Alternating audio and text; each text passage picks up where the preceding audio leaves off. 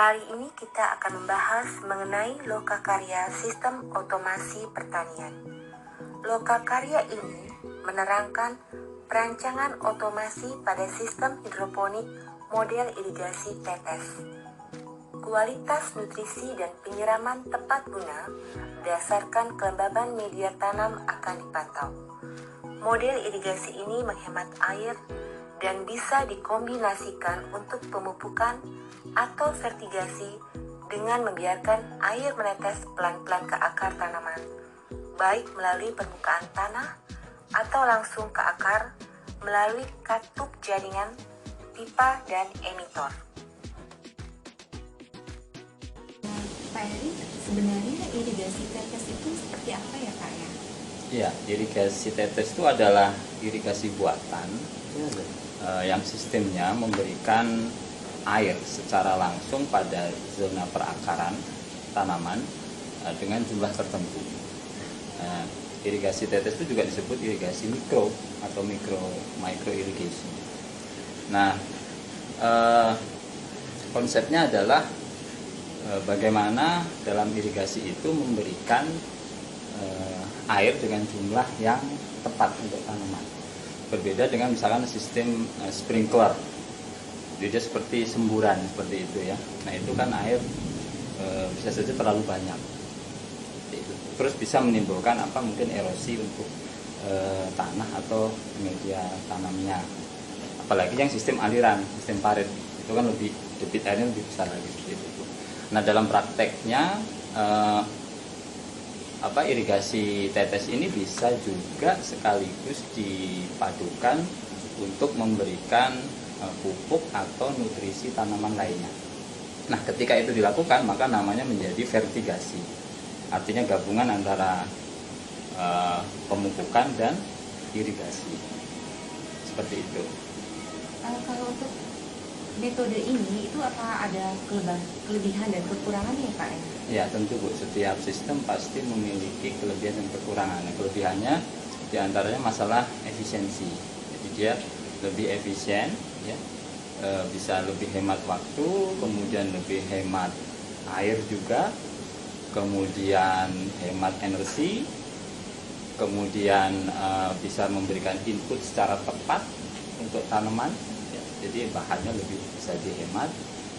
Kemudian juga tadi bisa menghindari erosi seperti itu. Bahkan kalau di greenhouse itu bisa sekaligus untuk penanganan hama penyakit tanaman juga bisa dikendalikan dengan metode ini. Nah kekurangannya sendiri tentu karena ini memerlukan instalasi Bu ya, biasanya perlu sedikit biaya agak mahal di awal, tapi ke depan operasionalnya artinya setelah diinstalasi itu jauh lebih efisien untuk perawatannya. Jadi memang lebih mahal tetapi akan lebih efisien untuk masa depannya Pak ya? Iya. Sistem pengoperasian irigasi ini seperti apa ya Pak?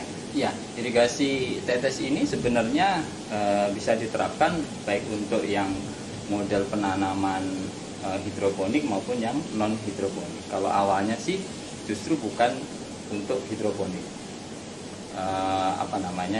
Cikal bakal dari irigasi tetes itu ada yang menyebut irigasi gentong seperti itu Bu. Jadi dia membuat semacam wadah ya di orang Israel ya, tapi di India juga ada.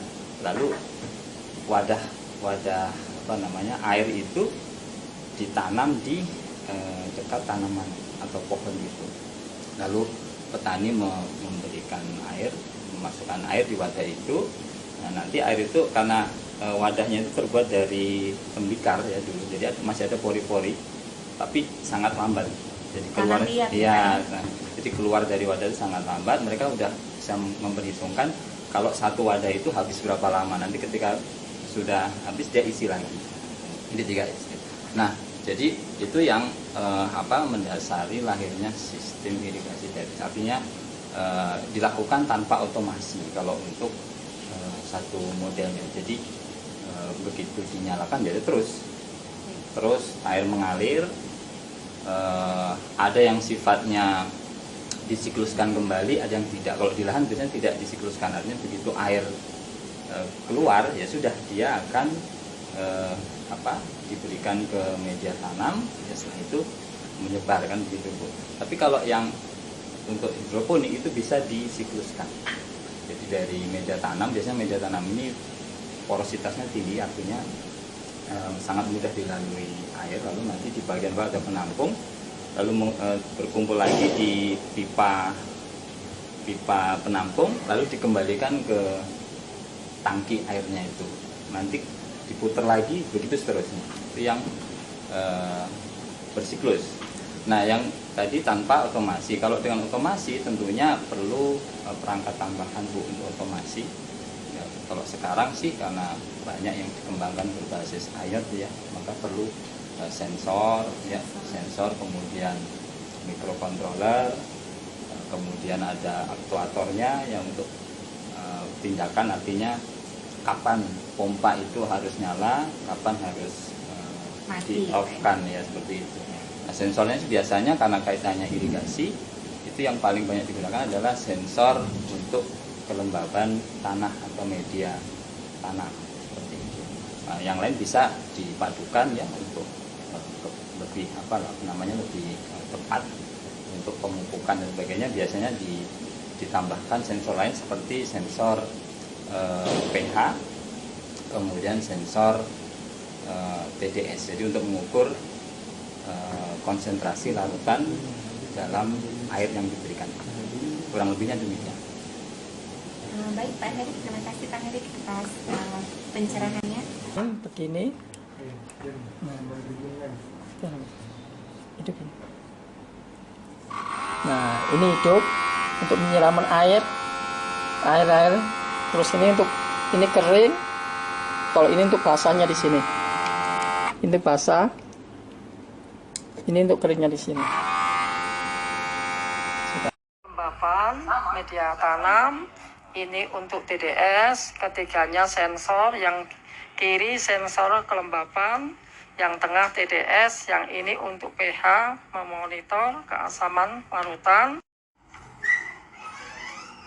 Input elektroda, kelembapan, dan TDS dan pH itu masuk ke Arduino untuk pompa air. Motor driver untuk mengaktifkan pompa ini.